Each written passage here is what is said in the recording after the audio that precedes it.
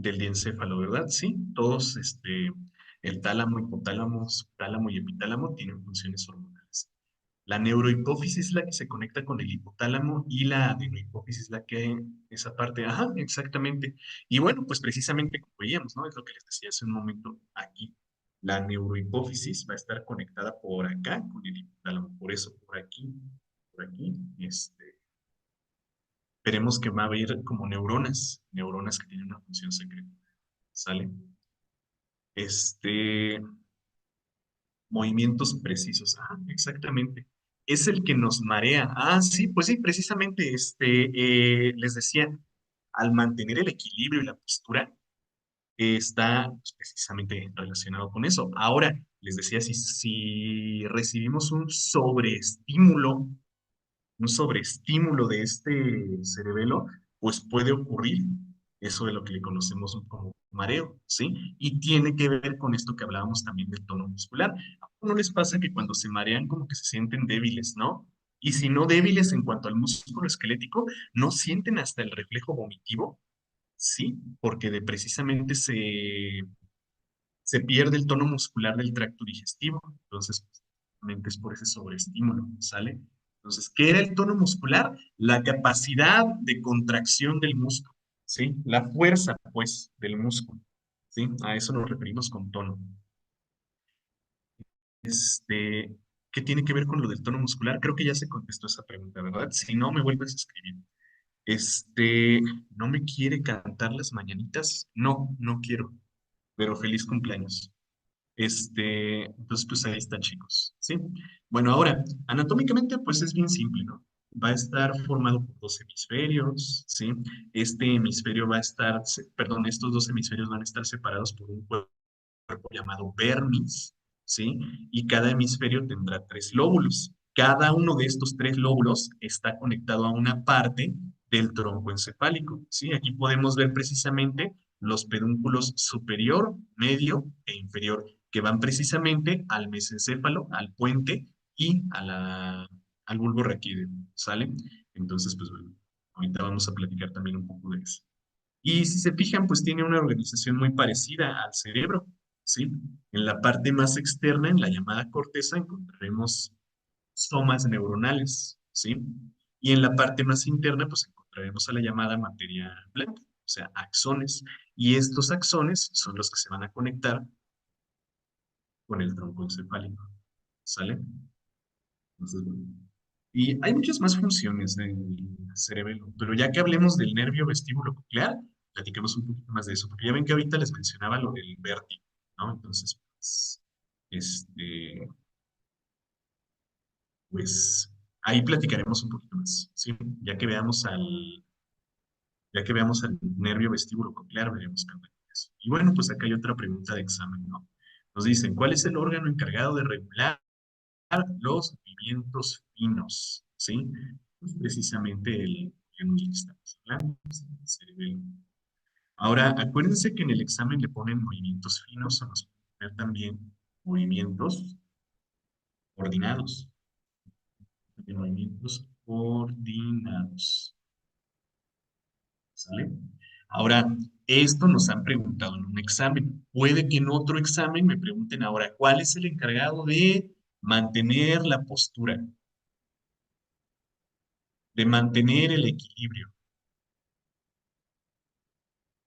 de la propiocepción?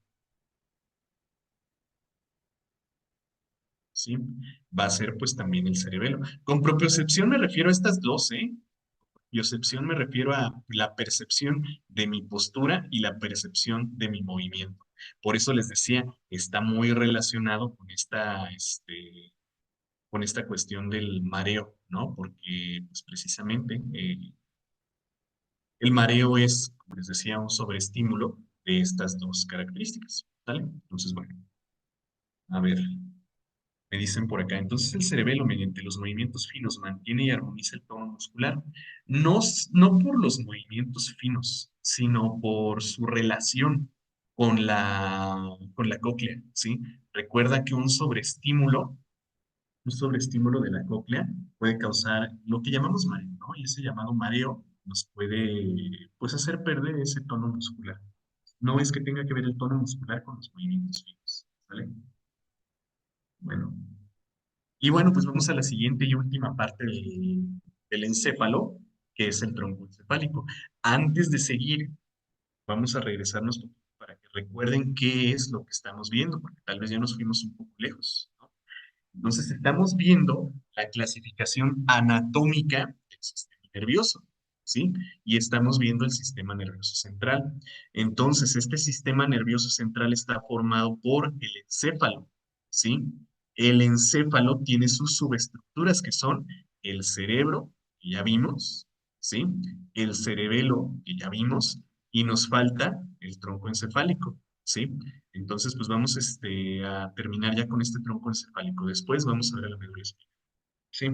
Y pues del tronco encefálico no vamos a hablar la gran cosa, porque les decía hace un momento, al tronco encefálico se le atribuyen funciones vitales bastante importantes, pero no es que los cumpla el propio tronco encefálico, ¿sí? No es que los cumplan estas masas de tejido nervioso, es que el tronco encefálico va a servir como punto de nacimiento, es decir, va a tener los núcleos basales para los pares craneales, para los nervios craneales, ¿sí? Entonces son finalmente los nervios craneales los que terminan cumpliendo dichas funciones. Así que le atribuiremos ciertas funciones al mesencéfalo, pero no es porque dicho órgano los produzca, es porque ahí llegan nervios craneales que cumplen esas funciones. Le atribuiremos algunas funciones al puente, ¿sí?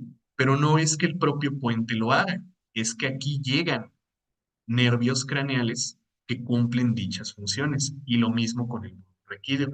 Además, quiero recordarles que el tronco encefálico, miren, vamos a verlo por acá, el tronco encefálico no consiste en somas, ¿sí? Vean, ¿qué dijimos que era esto clarito? La llamada materia blanca, ¿no? Pues que son axones.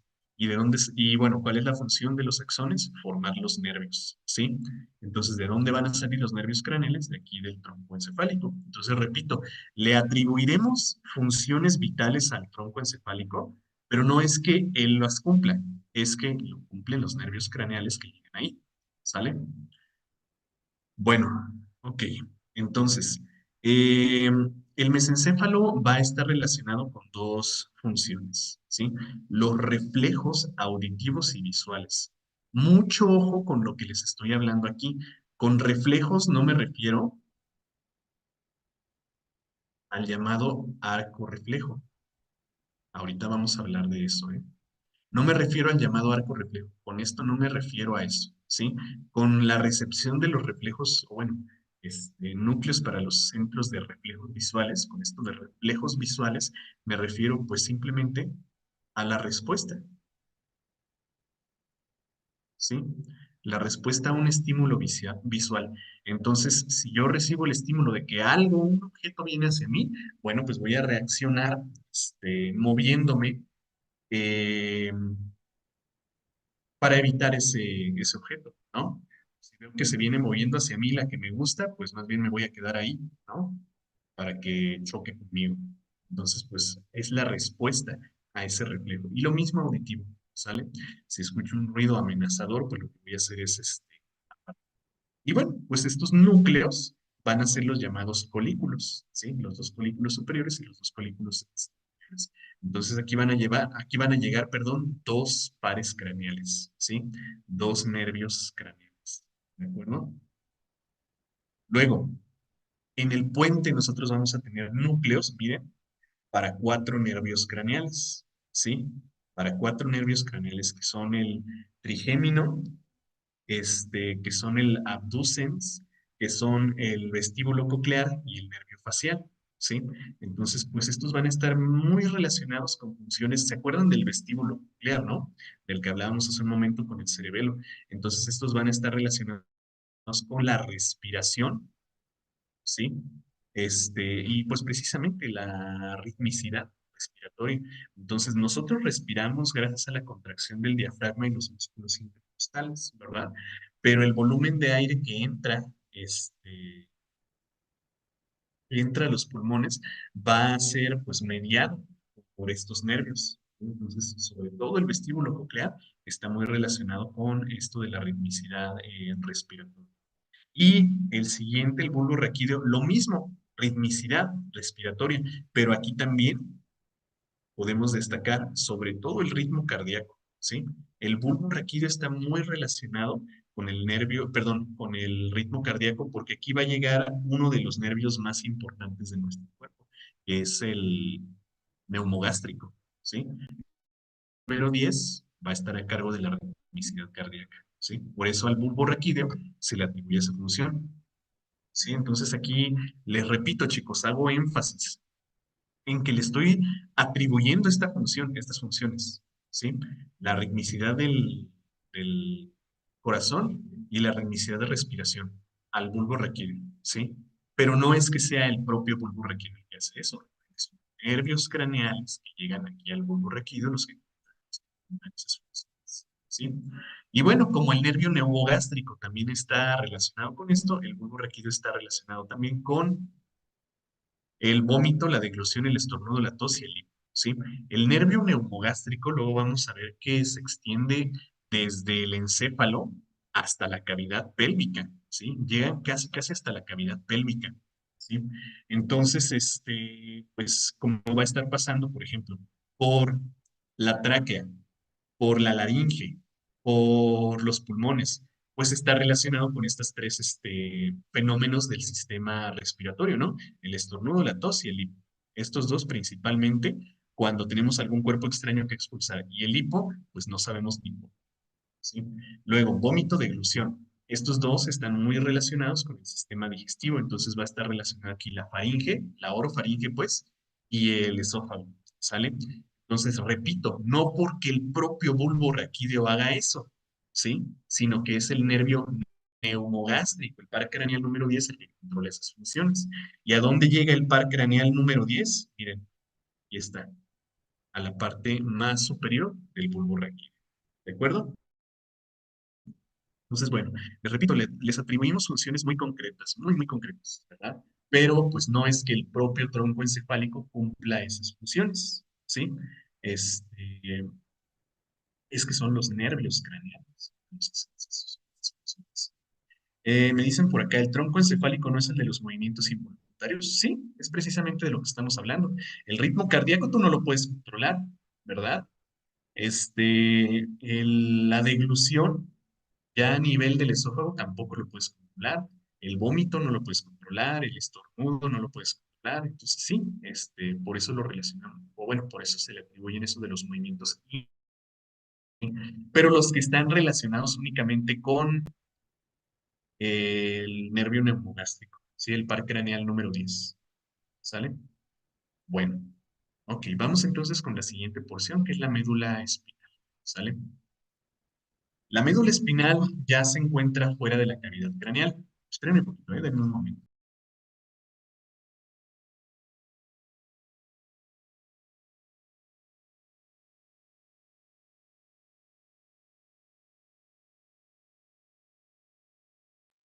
Gracias, chicos. Les decía, la médula espinal se encuentra ya fuera de la cavidad craneal, porque si recuerdan, miren, esta ya va entrando a la cavidad medular formada por los arcos vertebrales, ¿verdad? Entonces, ya el bulbo raquídeo es la última. Miren, vamos por acá y vemos, ¿no? El bulbo raquídeo, este azulito, es ya la última porción del tronco encefálico. Entonces, si se fijan aquí, vamos a remarcarlo para que se vea bien. Si se fijan, aquí estamos viendo la base del cráneo, ¿verdad? Y aquí es donde vamos a observar, pues, los forámenes craneales. Ahí está. Entonces, en la base del cráneo, nosotros destacábamos un foramen bien importante, ¿sí? Este de aquí, que es el foramen magno. Entonces, por este foramen magno, ya se continúa este tronco encefálico para salir precisamente de la cavidad encefálica y entrar a la cavidad medular. De hecho, en este corte sagital estamos viendo precisamente a C1, ¿sí? Y C1 tiene aquí su orificio medular, para que por aquí entre ya, ahora sí, la médula espinal. Entonces, la médula espinal, chicos, se encuentra ya fuera de la cavidad craneal y dentro de la cavidad medular, que se forma, pues precisamente como vemos aquí, miren, ¿sí? por, por la articulación de las vértebras. Entonces, chicos, vimos que del encéfalo se ramificaban los nervios craneales, ¿sí? De la médula espinal se van a ramificar los nervios raquídeos, ¿sí? Entonces, pues esa es su función, servir como una masa de tejido nervioso, ¿sí? Una masa de somas neuronales de los cuales se van a proyectar nervios. Y en este caso serán nervios raquídeos. Entonces, fíjense que tenemos 8 nervios cervicales, 12 torácicos, 5 lumbares, 5 sacros y un coxígeo, ¿sí? Entonces, entonces, en total estamos hablando de 31 nervios, ¿sí?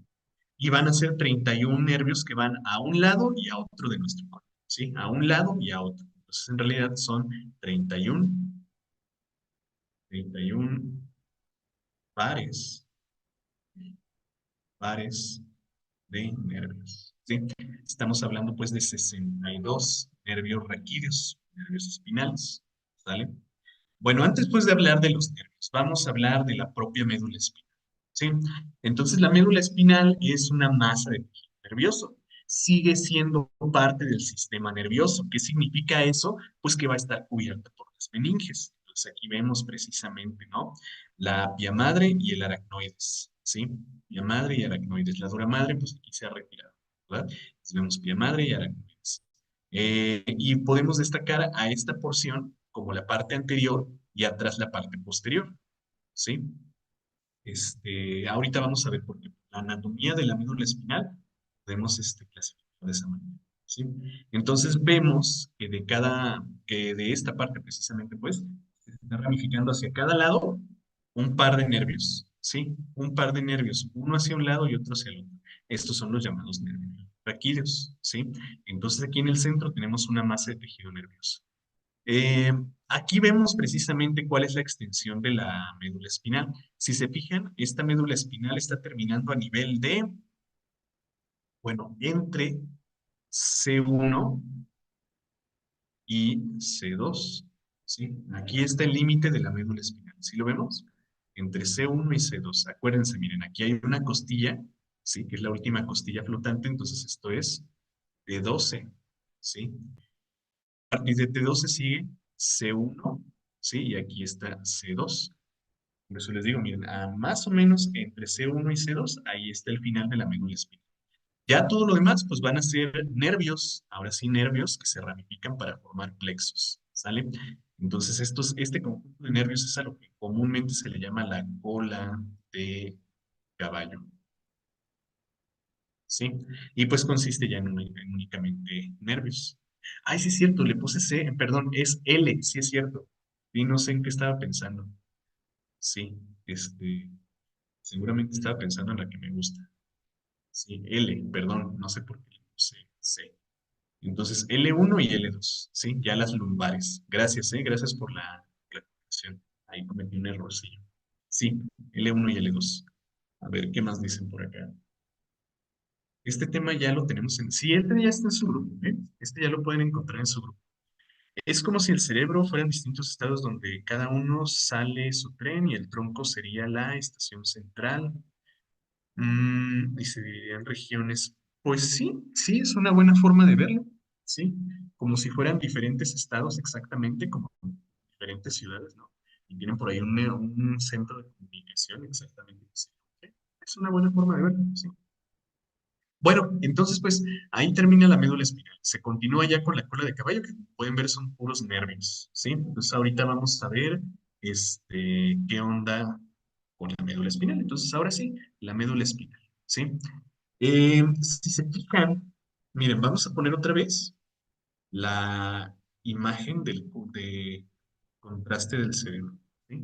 Entonces vemos que la materia gris, los somas, están en la corteza y los nervios están en la parte más profunda, ¿sí? Ahora noten cómo en la médula espinal está al revés. ¿Sí vemos?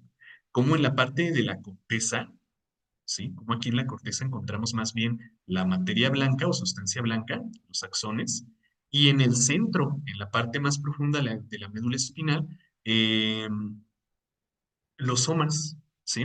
Entonces la porción central de la médula espinal va a consistir en somas. Así que la información que llegue a la médula espinal va a ser procesada en el centro. Bueno, les decía hace un momento, hay una forma bastante simple de identificar cuál es la parte anterior y la parte posterior de la médula, ¿sí? En la parte anterior, nosotros vamos a encontrar un surco, ¿sí? El llamado surco espinal o surco medular, ¿sí? Entonces, si vemos este surco bastante marcado, esta es la parte anterior, ¿sí? Y donde no está ese surco tan marcado es la parte posterior, ¿sí? Si vemos el corte transversal, pues también vamos a ver que en la parte posterior están unos colículos, ¿sí? Unos cuerpos, llamados tubérculos, y en la parte posterior las llamadas astas. Es cierto, es una H. Ya estaba poniendo ahí otra cosa. Estaba poniendo otra palabra, las astas medulares, ¿sí? Entonces así nosotros nos podemos hacer una idea de cuál es la porción posterior y cuál es la porción anterior, ¿sale? Ahora, quiero que vean cómo de la médula espinal salen dos raíces, ¿sí? Dos raíces. Entonces estamos viendo una, pues aquí dice, miren, raíz posterior, esta que está saliendo de acá, y una raíz anterior, ¿sí? Raíces. Luego estas se vuelven a unir, se vuelven a fusionar y forman ramas, pero bueno, ya más en lo que hablamos de eso, ¿no? Una raíz posterior y una raíz anterior, ¿sale? Y quiero que noten aquí cómo la raíz posterior cuenta con un ganglio, ¿sí? Aquí vemos un ganglio, ¿sí? Este es el llamado ganglio nervioso, ganglio espinal, ¿sale? Entonces este ganglio va, si se fijan cómo estos son, esto es materia blanca, ¿verdad? Esta es materia blanca. Pero aquí en el ganglio nosotros vamos a encontrar somas, ¿sí? En el ganglio hay somas y estos somas van a tener una función de procesamiento precoz del estímulo externo, ¿sí? El procesamiento precoz, o sea, un preprocesamiento antes de que llegue a la médula espinal y de esa manera poder responder más eficientemente al estímulo, ¿de acuerdo? Entonces, bueno, ahí está. Ojo con esto, ¿eh? La raíz posterior tiene ganglio. ¿La raíz anterior tiene ganglio? No, ¿verdad? No. Entonces, cuando estas dos raíces convergen una en otra y se vuelven a fusionar, entonces ahora sí, ya tenemos un llamado nervio espinal, ¿sale? Bueno, entonces los nervios espinales o los nervios raquídeos se van a distribuir por todas las superficies de nuestro cuerpo. Ojo, superficies, o sea, la piel, pues las paredes de nuestro cuerpo, la piel y los músculos, ¿sí? Entonces, pues nosotros vamos a tener una función muy, muy, muy específica en la médula espinal, ¿sí? Entonces, en la médula espinal nosotros podemos tener un arco reflejo, ¿sí? O sea, pues una respuesta a un estímulo externo. O sea, por ejemplo, miren, acá tengo la cuestión, ¿no? De que hay un estímulo térmico, ¿no? Estoy quemando mi piel con una fuente de calor, ¿sí? Entonces, va a haber neuronas aferentes que van a recibir ese estímulo y lo van a llevar por medio de nuestros nervios periféricos hacia la médula espinal. Entonces, fíjense cómo aquí un nervio aferente, un nervio sensitivo, va a tener un primer sitio de procesamiento que es el ganglio, ¿sí? Y en el ganglio ya vamos a saber, este estímulo que estoy recibiendo es doloroso, me estoy quemando, entonces tengo que hacer algo, ¿sí? Ya que llegó a la médula espinal, ¿sí? Los somas, pues, a la materia gris, estos somas van a procesar, acuérdense, los somas procesan, y luego van a enviar una señal a ese mismo nervio raquídeo, pero ya no al que recibió, sino al que va a ser efector, al que va a ser motor, para que nosotros realicemos la contracción del músculo. y quitemos nuestra mano de esa fuente de dolor, ¿no? Entonces ni siquiera tengo que pensar yo, me estoy quemando, no, inmediatamente voy a retirar, porque eso es a lo que nosotros le llamamos el arco reflejo, ¿sí? Esto es el llamado arco reflejo, un movimiento que pues en realidad no es procesado, un movimiento que más bien podríamos pensar que es involuntario, ¿sale? Y lo mismo por un estímulo pues ya no necesariamente doloroso, ¿verdad? Ya no un estímulo necesariamente doloroso, ¿no? Por ejemplo, si recibimos un pequeño golpe en un nervio que es superficial, pues ese nervio va a afectar a un nervio motor, ¿sí? Entonces, pues ese nervio motor o ese nervio efector va a causar la acción del músculo para realizar un movimiento involuntario. Eso es a lo que le llamamos también arco reflejo, ¿sí? Entonces, por eso a la médula espinal se le atribuye la función de estar relacionada con los reflejos, de controlar los llamados reflejos, ¿sí? Entonces, pues por acá creo que... Ah, dice, ¿cuál es el órgano del sistema nervioso encargado de controlar los reflejos? ¿Sí? Entonces, es la médula espinal la que está a cargo de reflejos. ¿Sí? ¿Por qué? Pues porque en la médula espinal nosotros vamos a tener una zona de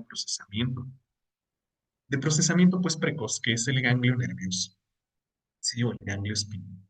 Después, ¿cómo es el que conecta? Vamos a ver acá, miren, es el que conecta a las neuronas aferentes con las neuronas eferentes, es decir, es el que conecta a las neuronas sensitivas con las neuronas motoras, pues le atribuimos la función de reflejos, ¿sí? O sea, un tipo de neuronas recibe el estímulo, lo lleva hacia la médula espinal y respondemos por medio de un nervio efector, ¿sí? Y eso es a lo que le llamamos reflejo. Y repito, pues ni siquiera tenemos que pensarlo, ¿verdad? Es un movimiento que es completamente involuntario, ¿de acuerdo? Entonces, ¿quién está a cargo de los reflejos? La médula espinal, ¿sale? Y aquí pues no podría decir que les ponen otras, o bueno, sí, sí, sí, sí. Movimientos involuntarios, que son los reflejos, y los movimientos, movimientos voluntarios. ¿Sí? Porque, por ejemplo, ahorita yo estoy pensando, ¿no? Estoy procesando en que quiero escribir la palabra movimiento, ¿no? Bueno, pues mi médula espinal es la que le está enviando el impulso por medio de los nervios motores a los músculos para que realicen todo este movimiento de poder escribir. Entonces, el movimiento voluntario que yo también controlo está a cargo de la médula espinal, ¿sale? Entonces, reflejos o movimientos voluntarios, ¿sale? A ver, ¿qué más preguntaban por acá? Ya se me fue la cosa. La médula espinal, bueno, pues creo que ya se contestó esa pregunta. ¿En cuál te inyectan la anestesia? Acuérdate que eso va siempre debajo del espacio, bueno, debajo del aracnoides, en el espacio subaracnoideo, ¿sí? Eso de la llamada raquia es en el espacio subaracnoideo, ¿sí? Se siente cuando pinchas el subaracnoideo, se siente como una pequeña resistencia y luego pasa directo la jeringa. Entonces, es en ese espacio subaracnoideo. ¿Qué más? ¿Qué más? ¿Qué más? Como cuando te dan toques. No, fíjate que una descarga eléctrica más bien es un sobreestímulo del sistema nervioso periférico, ¿sí? Entonces ahí más bien lo que estás haciendo no es como un reflejo, sino más bien el movimiento, o bueno, la contracción involuntaria del músculo, porque está recibiendo una descarga, que finalmente el impulso nervioso es eso, una descarga, ¿no? Entonces es una contracción completamente involuntaria. Si ya se piensa, sería instinto, exactamente, sí, porque esto, miren, esto es reflejo, ¿sí? Esto es reflejo. Pero un movimiento controlado, un movimiento voluntario ya estaría a cargo del cerebro, exactamente. Entonces, esto lo hace la médula espinal. Un reflejo inicial, el arco reflejo, pues, está a cargo de la médula espinal, pero ya un movimiento voluntario sería a cargo del cerebro, sí.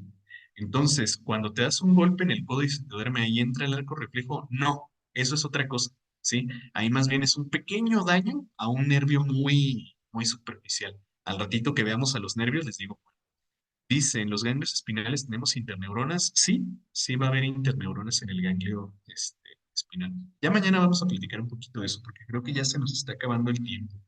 Entonces, mañana vamos a ver qué onda con los nervios ¿sí? Mañana les explico otra vez de esto de las raíces y los nervios y las ramas, lo de los ganglios, para que quede bien claro. Entonces ya mañana hablamos de nervios. Eh, ¿De qué se encargaba el mesencéfalo? De los estímulos visuales y auditivos, ¿sí? Estímulos visuales y auditivos.